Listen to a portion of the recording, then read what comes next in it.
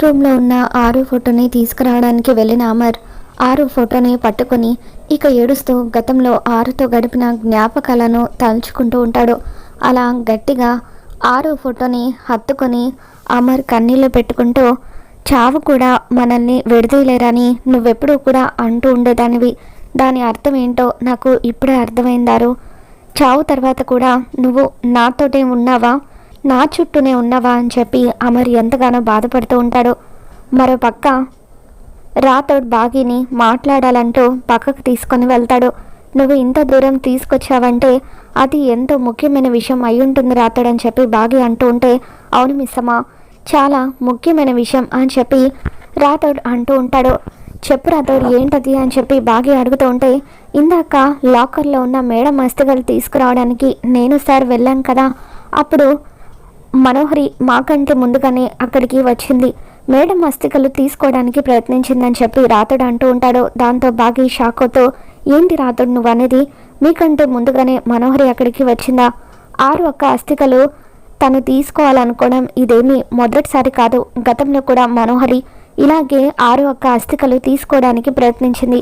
పదే పదే ఎందుకు ఇలా ఆరు ఒక్క అస్థికల కోసం ఆ మనోహరి ఎందుకు ప్రయత్నిస్తుందో అర్థం కావడం లేదు అని చెప్పి బాగీ ఆలోచిస్తూ ఉంటుంది.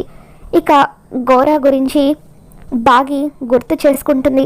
గతంలో ఎన్నోసార్లు గోరా ఇంటికి రావడం, అమర్కి దొరకకుండా పారిపోవడం, ఇవన్నీ కూడా బాగీ గుర్తు చేసుకుంటుంది. నువ్వు చెప్తుందంతా విన్న తర్వాత నాకు ఒక్కటే అనిపిస్తుంది రాథోడ్, ఖచ్చితంగా ఆ మనోహరి ఆరు ఒక్క అస్థికలు తీసుకోవాలనుకున్నది ఆ గోరా కోసమే అయ్యి ఉంటుంది అని చెప్పి అంటూ ఉంటే, అంత ఖచ్చితంగా ఎలా చెప్పగలవు మిస్సమ్మ అని చెప్పి రాథోడ్ అంటూ ఉంటాడు. దాంతో బాగీ, ఏముంది రాథోడ్, ఆరు ఒక్క చనిపోయిన తర్వాత మన ఇంటి చుట్టూ ఆత్మగా తిరుగుతుంది. గోరా కూడా ఆరు ఒక్క చనిపోయిన తర్వాతే మన ఇంటికి వస్తున్నాడు. గోరా మన ఇంటికి వచ్చి వెళ్ళిన ప్రతిసారి కూడా ఇంట్లో నుండి ఏమీ తీసుకువెళ్ళడం లేదు.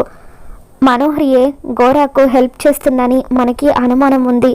కాబట్టి ఖచ్చితంగా మనోహరి ఆరు ఒక్క అస్థికలు కాజేయాలనుకుంటుంది, ఆ గోరా కోసమే అయ్యి ఉంటుంది అని చెప్పి అంటూ ఉంటే, అప్పుడు రాథోడ్, అవును మిస్సమ్మా, నువ్వు చెప్పింది నిజమే, ఇప్పుడు వెళ్ళి సార్తో ఈ విషయం చెబుదాం పదా అని అంటూ ఉంటాడు. దాంతో బాగీ, వద్దు రాథోడ్, ఇప్పుడు ఈ విషయాలన్నీ ఆయనకి చెప్పినా ఖచ్చితంగా నమ్మరు. ఎందుకంటే ఒకవేళ అక్కే బతికుంటే మనోహరి గురించి ఈ విషయాలన్నీ మనం అక్కకి చెప్తే తన ప్రాణ స్నేహితురాల గురించి మనం చెప్పినవన్నీ నమ్మేది కాదు కదా. అలాగే ఆయన కూడా నమ్మరు. మనకి కేవలం అనుమానాలు మాత్రమే ఉన్నాయి. ఆ మనోహరి నిజ స్వరూపం బయట పెట్టాలంటే మన దగ్గర సాక్ష్యాలు కూడా ఉండాలి. సాక్ష్యాలు సేకరించిన తర్వాత అప్పుడు ఆయనకు నిజం చెప్పాలని బాగీ అంటూ ఉంటుంది.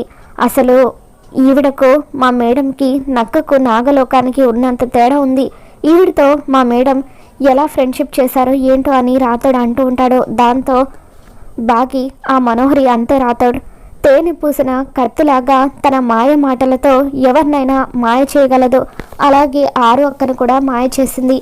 ఇన్ని సంవత్సరాలు స్నేహం పేరుతో అక్కను వెన్నుపోటు పొడిచిందని చెప్పి బాగీ అంటూ ఉంటుంది.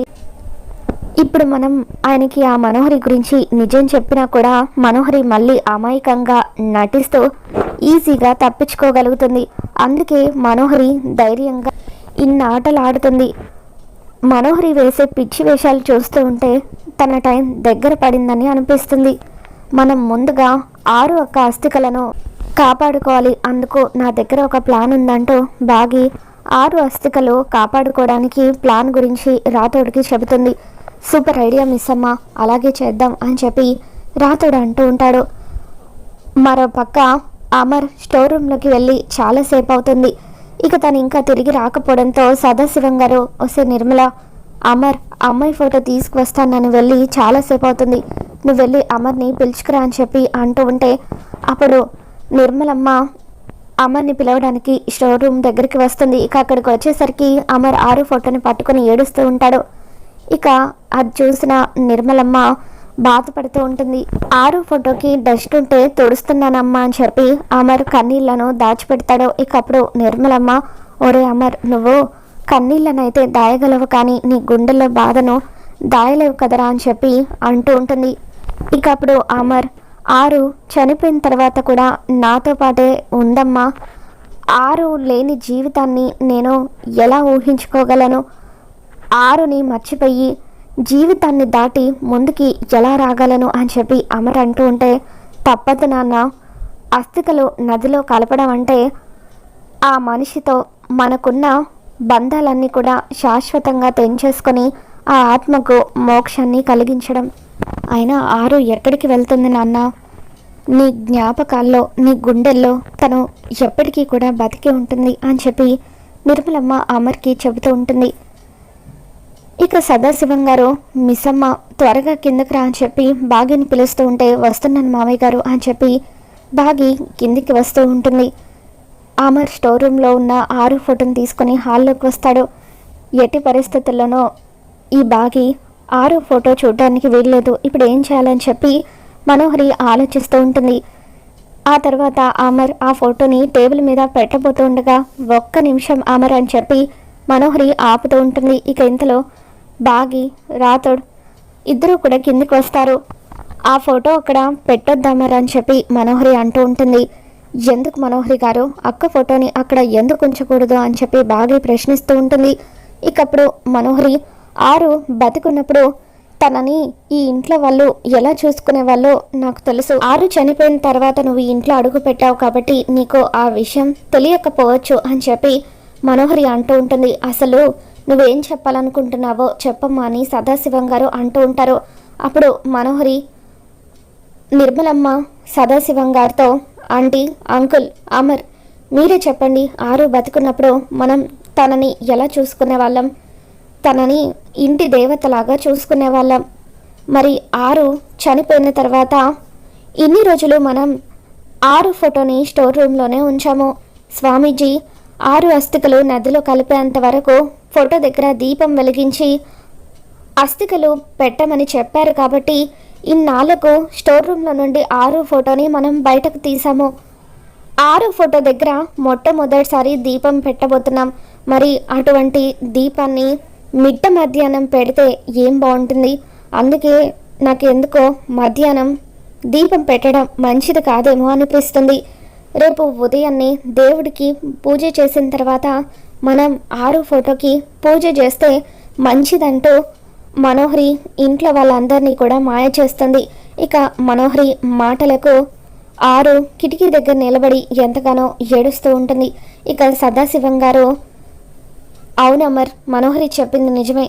ఆరు ఎప్పుడైతే మన ఇంట్లో కోడలుగా అడుగుపెట్టిందో తనని ఒక కోడలుగా కాకుండా ఇంటి దేవతగా మనం అంతా కూడా చూసుకున్నాము. అటువంటి దేవతకు మనం ఇంట్లో పూజించే దేవుడితో సమానంగా పూజలు నిర్వహించాలి. అందుకే రేపు ఉదయాన్నే నువ్వు మిస్సమ్మ ఇద్దరు కలిసి ఫోటో దగ్గర దీపం వెలిగిద్దరు కానీ అని చెప్పి సదాశివం గారు అంటూ ఉంటారు. ఇక దాంతో అమర్, అలాగే నాన్న అని చెప్పి మిస్సమ్మ రేపు ఉదయాన్నే మనం ఇద్దరం కలిసి ఆరు ఫోటో దగ్గర దీపం పెడదామంటూ ఇక అమర్ అక్కడి నుండి వెళ్ళిపోతాడు. అమ్మయ్య, మొత్తానికైతే ఈ బాగి ఆ ఫోటో చూడకుండా ఆపగలిగాను. ఏదో ఒక విధంగా ఈ 3 రోజుల పాటు అది ఫోటో చూడకుండా మేనేజ్ చేస్తే ఆ తర్వాత నేను అనుకున్నది సాధించవచ్చు అని చెప్పి మనోహరి అనుకుంటుంది. ఇక అమర్ వెళ్తూ వెళ్తూ ఫోటోని నిర్మలమ్మకి ఇచ్చేసి వెళ్ళిపోతాడు. తర్వాత ఆరు కూడా లాన్లోకి వచ్చి కూర్చొని, అమ్మయ్య, కాసేపు చచ్చి బతికాను కదా దేవుడా అని చెప్పి అంటూ ఉంటే, నువ్వెప్పుడో చచ్చావు కదా బాలిక అని చెప్పి గుప్తా అంటూ ఉంటాడు. అయినా ఎందుకు ఇంతలా టెన్షన్ పడుతున్నావు? ఇదేదో నేను అడిగినప్పుడే మా లోకానికి వచ్చేస్తే ఇంత టెన్షన్ పడే అవసరం ఉండేది కాదు కదా అని చెప్పి గుప్తా అంటూ ఉంటే, అసలు ఏంటి గుప్తా గారు మీరు?